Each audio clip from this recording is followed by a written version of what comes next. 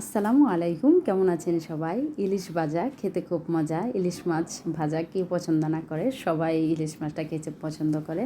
যারা মাছ খেতে পছন্দ করে তারা সবাই ইলিশ মাছটাই প্রথম মজাদার খাবারের মাঝে রাখে। আর ইলিশ মাছ হচ্ছে মাছের রাজা। এই মাছটা অবশ্যই স্বাদে গন্ধে অতুলনীয়, সবার কাছে এটা অন্যরকম। তো আজকে যেহেতু ইলিশ মাছটা নিয়েছি, বলেছি আজকে শুধু ভাজি খাবো, এটা দিয়ে কোনো কিছু হবে না, তরকারি ভুনা কিছুই করবো না, আজকে শুধু ভাজা খাবো। তো ভাজা বলার পরে আম্মু বলেছে ঠিক আছে। তো আমি তো খালার কাছেই ছিলাম, খালা যখন কাটছে বলছি পিসগুলো যেন একটু বড় বড় হয়।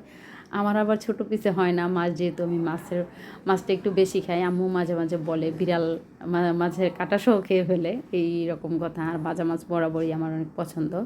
তো খালা বলেছে, খালা মাছ ভাজলে লবণটা বেশি হয়ে যায়, আমাকে বলেছে পরিমাণ মতো লবণটা দিয়ে দিতে। আমি আমার পরিমাণ মতো মাছটা ভাজার জন্য লবণ দিয়েছি, খালা হলুদ মাখিয়ে দিয়েছে।